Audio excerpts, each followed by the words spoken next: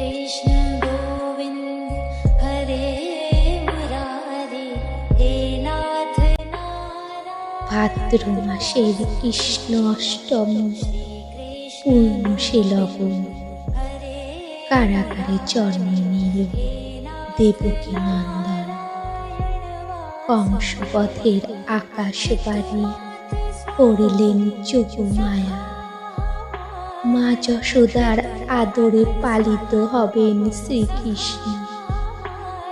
প্রভু, তোমার নামে পাগল জগৎ, পাগল আমার মন। কালো রূপে আলোর ছটায় আলোকিত ভুবন। তিন ভুবনের পালক তুমি, সবার মনে বাস। অধর কোণের একটু হাসি মেটাই মনের সকল আশ।